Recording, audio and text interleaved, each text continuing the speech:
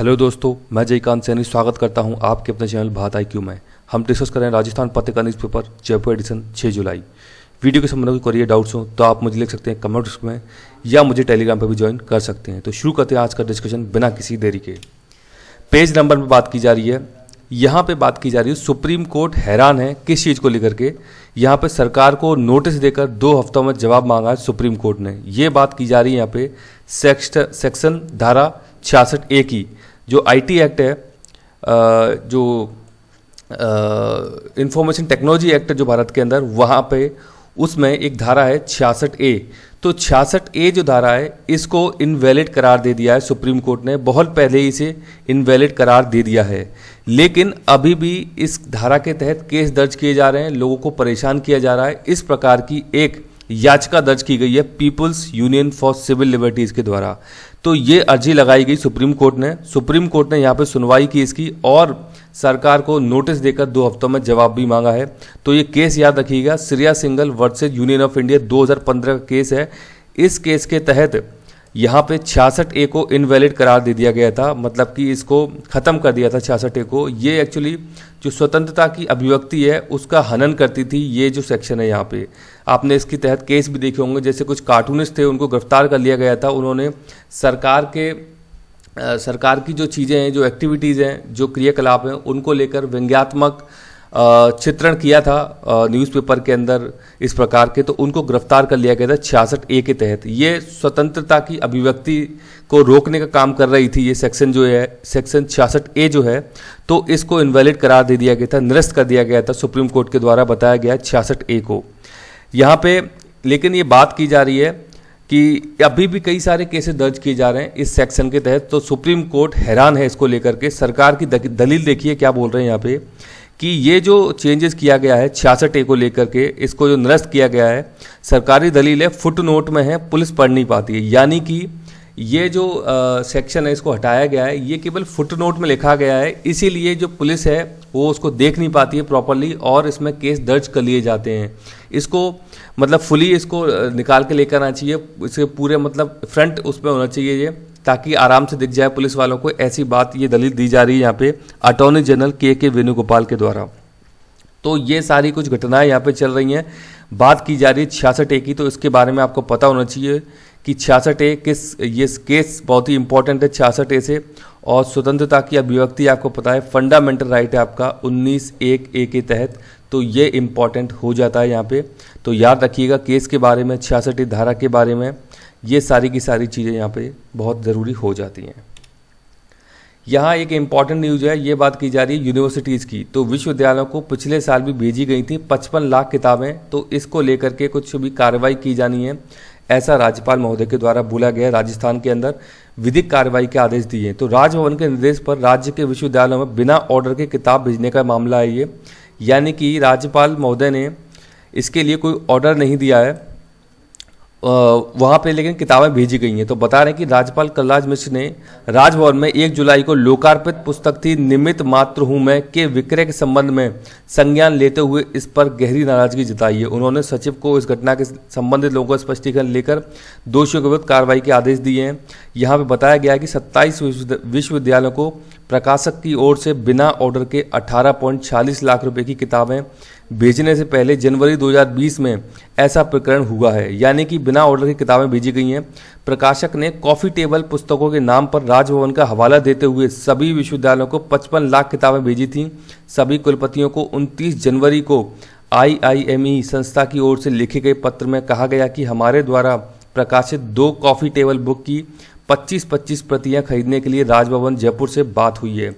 तो ये कुछ यहाँ पे गड़बड़ी की बात की जा रही है। किताबें कैसे भेज दी हैं आपने बिना ऑर्डर के, ये इसकी जांच के आदेश दिए हैं राज्यपाल महोदय ने। तो बात की गई एक वर्ड है कॉफ़ी टेबल बुक्स, बड़ा ही इंपॉर्टेंट वर्ड है। तो कॉफ़ी टेबल बुक्स कौन सी होती हैं? ये वो किताबें होती हैं, बहुत महंगी होती हैं, भारी भरकम, बड़ी लार्ज और फैंसी सी दिखती हैं, जो कि टेबल की शोभा बढ़ाने का काम भी कर सकती हैं, ऐसा आप बोल सकते हैं। तो एक वर्ड है कॉफ़ी टेबल बुक्स, तो इसके बारे में आइडिया होना चाहिए। बड़ी सी किताबें, मोटी सी किताबें जो देखने में बड़ी अच्छी लगती हैं, इस प्रकार की बुक्स होती हैं जो कि टेबल की शोभा बढ़ाती हैं, तो इनको बोलते हैं कॉफ़ी टेबल बुक्स। यहाँ बात की जा रही है कोविन ऐप की। तो कोविन ऐप बहुत ही ज़बरदस्त ऐप है, भारत के द्वारा डेवलप किया गया है। तो इस ऐप को अब पीएम मोदी सभी देशों को सौंपेंगे और वो भी फ्री में। तो इस ऐप की इतनी ज़्यादा तारीफ हुई है ट्रेसिंग के लिए, कैसे टीकाकरण भारत के अंदर हो रहा है, इसी ऐप के थ्रू आप रजिस्ट्रेशन कराते हैं अपना टीकाकरण के लिए, तो ये ऐप इंपॉर्टेंट बन गया है। तो भारत में कोरोना टीकाकरण में अहम भूमिका निभा रहे कोविन ऐप अन्य देशों को निःशुल्क मुहैया कराया जाएगा, इसकी तैयारी की जा रही है। मोदी जी ने ये बात बताई है अभी, तो इम्पॉर्टेंट बात है। भारत का कोविन ऐप जो भारत को डेवलप किया गया है, अन्य देशों के द्वारा भी इसका इस्तेमाल किया जाएगा। ये दो एडिटोरियल है यहाँ पे पेज नंबर 6 पे। तो एक तो बात की जा रही है डॉक्टर श्यामा प्रसाद मुखर्जी साहब की 120वीं जयंती है आज। तो बीजेपी अपनी यहाँ पे बड़ा चढ़ाकर बात बोलेंगे, केवल आप पता होना चाहिए श्यामा प्रसाद मुखर्जी के बारे में। तो यहाँ पे बता रहे हैं कि जनसंघ की जो स्थापना है, भारतीय जनसंघ की स्थापना किसके द्वारा की गई थी, ये आपसे पूछा जा सकता है। तो 1951 में इसकी स्थापना की गई थी डॉक्टर श्यामा प्रसाद मुखर्जी के द्वारा। और अब वर्तमान में भारतीय जनता पार्टी दुनिया की सबसे बड़ी पार्टी के रूप में उभर के आई है। यहाँ बताया जा रहा है कि जम्मू और कश्मीर को लेकर उनका रुख यही था, यानी कि श्यामा प्रसाद मुखर्जी का, कि भारतीय संविधान के अनुच्छेद 370 को निरस्त करके राज्य को पूरी तरह से भारत के संविधान के तहत लाया जाए। तो 5 अगस्त 2019 को ये भी कर दिया। कश्मीर का जो विशेष दर्जा था उसको ख़त्म कर दिया गया 5 अगस्त 2019, ये भी आपको पता होना चाहिए। तो महत्वाकांक्षी इच्छा थी इनकी, बताया जा रहा है श्यामा प्रसाद मुखर्जी साहब की, कि जम्मू कश्मीर को पूरा मतलब भारत के अंदर पूर्ण राज्य एक प्रकार से पूर्ण राज्य था ये, लेकिन ये जो उसको विशेष पावर दी गई थी उसको समाप्त किया जाना चाहिए, पूरे रूप से पूरे तरीके से भारत के कंट्रोल में होना चाहिए। तो ये बात इनके द्वारा बताई गई थी और इसको साकार कहीं ना कहीं कर दिया गया है वर्तमान में भारत सरकार के द्वारा। दूसरा न्यूज़ आर्टिकल है कामगारों के कल्याण की अनदेखी से बढ़ता दुष्चक्र, इसकी बात की जा रही है। कि लेबर वर्कफोर्स की यहाँ पे बात की जा रही है, बदलने होंगे आर्थिक विकास के मायने, बात की जा रही है इकोनॉमिक डेवलपमेंट की। तो इस अवधारणा को भी बदलना होगा कि कामगारों के पास कोई काम होना किसी तरह का काम न होने से बेहतर है। तो यहाँ बात की जा रही है आमतौर पर आर्थिक विकास को राजस्व में वृद्धि और औद्योगिक इकाइयों के मुनाफे के आधार पर परिभाषित किया जाता है। यानी कि इकोनॉमिक जो डेवलपमेंट है उसे बताया जाता है कि रेवेन्यू अच्छा आ रहा है और इंडस्ट्रीज अच्छी चल रही हैं, इसका मतलब है कि आर्थिक विकास हो रहा है। तो ये अपने आप में पूर्ण परिभाषा नहीं है, इसमें एक टर्म है ह्यूमन डेवलपमेंट, यानी कि economic growth plus human development जब दोनों साथ होंगे तब उसको बोला जाता है इकोनॉमिक ग्रोथ। जबकि भारत में ह्यूमन डेवलपमेंट इतना अच्छा नहीं है, इकोनॉमिक ग्रोथ ठीक है वो हो रही है। तो इसीलिए बोल रहे हैं कि इसकी परिभाषा में बदलाव करना चाहिए, कामगारों के हितों का चिंतन करने वाली अवधारणा को लेकर के आना चाहिए। कोरोना की लहर ने काफ़ी ज़्यादा नुकसान पहुंचाया है, जो हमारी भारत में लेबर जो है वो उनके पास सब पूरा मतलब जो एम्प्लॉयमेंट है वो उनसे छिन गया है, गरीबी जो रेखा है उससे और भी नीचे लोग जा रहे हैं, गरीबी रेखा से नीचे। तो ये बातें बताई जा रही हैं। तो यहाँ पे बताया जा रहा है G7 भी कोट किया गया है। प्रधानमंत्री मोदी जी ने G7 में जो शिखर सम्मेलन हुआ था वहाँ पे बात कही थी, एक पृथ्वी एक स्वास्थ्य का मंत्र दिया था। इंपॉर्टेंट है ये कि एक पृथ्वी एक स्वास्थ्य का मंत्र दिया था मोदी जी ने G7 के शिखर सम्मेलन में। मुझे बताइए कमेंट बॉक्स में कहाँ पे हुआ था अभी G7 का शिखर सम्मेलन, ये इंपॉर्टेंट है। तो बता रहे हैं कि साथ ही महामारी से निपटने के लिए अंत्योदय की अवधारणा, जिसमें कि निर्धनतम नागरिक केंद्र बिंदु होता है, को अपनाने पर जोर दिया जाता है। तो ये बात बोली जा रही है। चिंताजनक तथ्य यही है कि कोरोना महामारी के दौर में कामगारों को दयनीय हालत सामने आ पाई है और उनकी परिस्थितियों में सुधार की जरूरत महसूस की गई है। संतोष यह है कि दूसरी लहर कमजोर पड़ने पर कामगारों को फिर से पूरा या आंशिक रोजगार मिलना संभव हो पा रहा है, लेकिन कुछ सवालों पर विचार करना जरूरी है। पहला यह है कि किसी भी देश में आर्थिक विकास का उद्देश्य आखिर क्या होना चाहिए? क्या ऐसा आर्थिक विकास उचित है जहां सिर्फ कुछ लोगों को फायदा पहुंचाने से आर्थिक असमानता का जन्म हो? दूसरा सवाल यह है कि एक कामगार के पास किसी भी तरह का काम होना ही काफ़ी है? क्या काम की गुणवत्ता को मापने कुछ मापदंड नहीं होने चाहिए? तीसरा यह है कि क्या उस देश में जहां सकल घरेलू उत्पाद खपत आधारित है वहाँ औद्योगिक विकास ही कामगार कल्याण की दिशा में पहला कदम होता है? तो ये मतलब कुछ सवाल यहाँ पे पूछ रहे हैं कि क्या परिभाषा होनी चाहिए इकोनॉमिक ग्रोथ की, इकोनॉमिक डेवलपमेंट की, सॉरी। तो उसमें बात कर रहे हैं कि economic growth plus human development दोनों ही साथ में होनी चाहिए, तभी वो अपने आप में परिपूर्ण है। यानी कि मानव का विकास और जो आर्थिक जो ग्रोथ है आर्थिक जो वृद्धि है वो दोनों साथ साथ चले चाहिए, दोनों ही पहिए हैं ये किसी भी नेशन के लिए, तभी हम कह सकते हैं कि आर्थिक वृद्धि किसी देश के अंदर हो रही है। ऐसा नहीं कि बस कुछ फैक्ट्रियाँ कुछ कंपनियाँ बहुत अच्छा कर रही हैं तो भारत में बहुत अच्छी इकोनॉमिक ग्रोथ देखने को मिल रही है, नहीं, ऐसी बात नहीं है।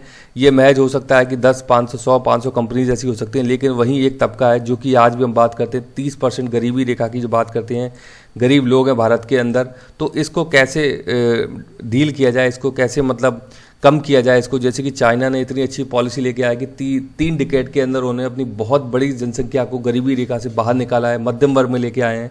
तो इस प्रकार के प्रयास, इस प्रकार की पहल भारत को भी करनी होगी, इसकी ओर इशारा कर रहे हैं लेखक हैं यहाँ पे प्रदीप मेहता साहब। तो इम्पॉर्टेंट हो जाती हैं चीज़ें। ये बात की जा रही है शुभ संकल्प की, आत्मदर्शन यहाँ पे है ये। तो शुभ संकल्प RAS की जब आप प्रिपरेशन कर रहे हैं तो RAS मेंस में एथिक्स का एक सब्जेक्ट है, एक तो वो भी इसके अंदर आता है, वहाँ पे बात की जाती है शुभ संकल्प की। तो बेसिकली शुभ संकल्प यहाँ पे बात कर रहे हैं कि शुभ संकल्प का मतलब है, शुभ संकल्प आप ये देखिए, संकल्प मतलब था रिजोल्यूशन, यानी कि कोई अच्छा कार्य करने का आप प्रण लेते हैं, रिजोल्यूशन करते हैं, उसको हम बोलते हैं शुभ संकल्प। तो इसका डेफिनेशन जरूर याद रखिएगा, एक वर्ड में आपको उसका मीनिंग जरूर पता होना चाहिए, तभी आप इसके ऊपर कुछ भी लिख सकते हैं थोड़ा बहुत, यदि आपने नहीं भी पढ़ा है तो बात कर रहे हैं शुभ कार्यों में संलग्न रहें, यानी कि अच्छे कार्यों में आप लगे रहें। उत्तम परिणाम की प्राप्ति के लिए वैचारिक स्पष्टता और शुभ संकल्प की आवश्यकता है। अच्छे परिणाम के लिए आपके संकल्प भी शुभ होने चाहिए। यहाँ बात की जा रही है साधक का संकल्प पवित्र होना चाहिए, मतलब कि उसका जो रिजोल्यूशन है जो हम बात कर रहे हैं उसका, वो अच्छा होना चाहिए, उसमें कुछ मेलाफाइड इंटेंशन नहीं होनी चाहिए। अज्ञानता के कारण, प्रमोद के कारण मनुष्य सत्य को पहचान नहीं पाता है। सच्चा भक्त परमात्मा से सदैव संयम, विवेक, सद्कर्म और शुभ संकल्प की शक्ति पाने की प्रार्थना यहाँ पे करता है। तो याद रखिएगा शुभ संकल्प के बारे में कि शुभ कर्मों से इसका संबंध है, मतलब अच्छे काम करने से इसका संबंध है, उसको हम बोलते हैं शुभ संकल्प। तो आपके पवित्र संकल्प होंगे तो आपका रिजल्ट भी उतने ही अच्छे आएंगे। तो ये इंपॉर्टेंट एक टर्म है, एथिक्स के अंदर आपको देखने को मिलेगी शुभ संकल्प। यहाँ बात की जा रही है रियल एस्टेट की।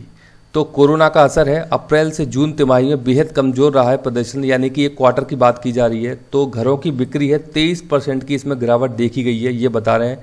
महंगे भी होने जा रहे हैं घर, यहाँ बता रहे हैं। ये 19,635 इकाई रही हैं अप्रैल जून तिमाही में आवासीय बिक्री। मुंबई की बात की गई है, यहाँ पे बेंगलुरु में बताया गया 47% का इजाफा हुआ है घरों की बिक्री में। तो ओवरऑल बात कर रहे हैं कि 23% घरों की बिक्री यहाँ पे गिर गई है। तो ये कोरोना महामारी ने इस प्रकार की कुछ जो चीज़ें हैं वो इससे इम्पैक्टेड हुई हैं। कोरोना के कारण लोगों की इनकम कम हो गई है, तो घर तो दूसरी चीज़ है, पहले अपनी बेसिक जो नीड्स हैं उनको पूरा करना ज़रूरी है। तो इसी कारण ये इम्पैक्ट इसके ऊपर हुआ है, घरों के ऊपर। यहाँ बात कर रहे हैं चक्रवर्ती जी का एक बयान है, ये इकोनॉमिस्ट हैं, ये एक अर्थशास्त्री हैं प्रसिद्ध।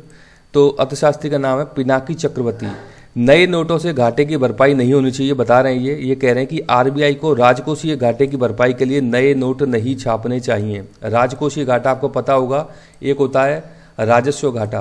राजकोषीय घाटा और राजस्व घाटा मैं आपको बहुत अच्छे से समझा चुका हूँ, इसके बारे में आपको पता होना चाहिए।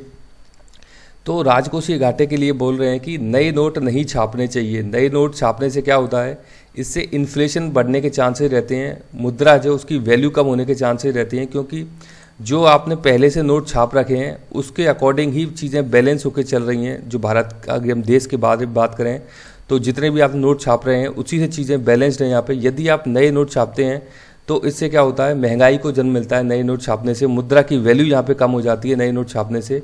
तो इसके लिए बता रहे हैं कि यह वित्तीय अपव्यय होगा, प्लस इसके लिए कॉस्ट भी आती है छापने की।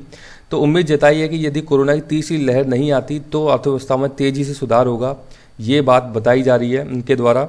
राष्ट्रीय लोक वित्त एवं नीति संस्थान के निदेशक हैं चक्रवर्ती ने कहा कि उच्च मुद्रास्फीति चिंताजनक है। मुद्रास्फीति को ऐसे स्तर पर रखना जरूरी है जिसका आसानी से नियंत्रण किया जा सके। आपने सुना होगा मॉनेटरी पॉलिसी के अंदर जो महंगाई की जो रेट है वो कितने से कितने परसेंट है, आपने सुना होगा। ये है 4 ± 2 है ये। तो ये आपको पता होना चाहिए, यानी कि 4 से -2 हो सकती है और 4 + 2 हो सकती है। ये इसकी एक रेंज है, यानी कि 2 से 6 के बीच में होनी चाहिए महंगाई की दर, इससे ना ऊपर इससे ना नीचे। ये एक स्टैंडर्ड अभी बनाया हुआ है, ये आपको आइडिया होना चाहिए। यहाँ बात की जा रही है ओलंपिक के अंदर जो भारतीय हॉकी टीम के कप्तान मनप्रीत सिंह इस साल जापान के टोक्यो ओलंपिक में 23 जुलाई से होने जा रहे हैं, जापान में टोक्यो ओलंपिक। वहां पर ओलंपिक के उद्घाटन समारोह में भारतीय दल के ध्वजावाहक होंगे। 2 नाम हैं, इंपॉर्टेंट हैं, मैरी कॉम और दूसरे हैं मनप्रीत सिंह। मनप्रीत सिंह हॉकी प्लेयर हैं, ये आपको पता होना चाहिए, और ये बॉक्सिंग चैंपियन तो है ही, इनके बारे में आपको आइडिया होगा। तो ये अभी ध्वजावाहक होंगे जो ओलंपिक होने जा रहे हैं जापान के अंदर 23 जुलाई से। यहाँ बात की जा रही है अफगानिस्तान की। अफगानिस्तान से अमेरिका बाहर निकल रहा है अभी, तो आपको पता होगा, तो जड़ें थोड़ी सी कमज़ोर होती जा रही हैं। जो अभी जड़ें बनाई रखी थी अमेरिका के सैनिकों ने अफगानिस्तान के अंदर, तो तालिबान वहाँ पे अपना कब्जा जमाने में शुरुआत कर दी है उसने। तो बताया जा रहा है कि बिना लड़ाई जीत रहा है तालिबान। अफगान बल भागा ताजिकिस्तान, यानी कि अफगान के जो सैनिक हैं वो ताजिकिस्तान भाग गए हैं। मैं आपको दिखा देता हूँ एक बार, ये आप देखिए यहाँ पे अफगानिस्तान, और ये देखिए बॉर्डर है ताजिकिस्तान। तो यहाँ के सैनिक यहाँ जा रहे हैं ताजिकिस्तान में तालिबानियों से बचने के लिए, ये बात यहाँ पे बताई गई है। तो तालिबान पश्तो भाषा में छात्रों को तालिबान कहा जाता है। पश्तो भाषा है, वहाँ पे एक लैंग्वेज है, वहाँ पे तालिबान कहा जाता है। 90 के दशक की शुरुआत में जब सोवियत संघ अफगानिस्तान से अपने सैनिकों को वापस बुला रहा था, उसी दौर में तालिबान उभर कर आया, यानी कि 90 के दशक में तालिबान उभर के आया। लेकिन अब ये बड़ी समस्या बन गया अफगानिस्तान के लिए। तालिबान को पाकिस्तान के द्वारा सपोर्ट किया जाता है टेररिज्म के लिए। तो माना जाता है कि सऊदी अरब ने इसके लिए फंडिंग की। सितंबर 1995 में उन्होंने ईरान की सीमा से लगे हेरात प्रांत पर कब्जा किया। इसके ठीक 1 साल बाद तालिबान ने अफगानिस्तान की राजधानी काबुल पर कब्जा जमा लिया। तो तालिबान बहुत स्ट्रॉन्ग है अभी। जो रूरल एरिया है अफगानिस्तान के अंदर, वहाँ पर तालिबान का होल्ड है। तो अब देखते हैं कि आने वाले समय में क्या चीज़ें निकल के आती हैं, क्योंकि अमेरिका बाहर जा रहा है वहाँ से, तो हो सकता है कि तालिबान पूरा होल्ड जमा ले अपना वहाँ पे, पॉलिटिक्स में फुली इन्वॉल्व हो जाए। इन्वॉल्व तो है, लेकिन अभी मेन फ्रेम में आ जाए पॉलिटिक्स में, तो ये चीज़ें देखने को मिल सकती हैं। बात की जा रही है खास इलाकों पर कर रहा है कब्जा। ये उत्तरी अफगानिस्तान में तालिबान के नियंत्रण में गए इलाके रणनीतिक रूप से महत्वपूर्ण हैं।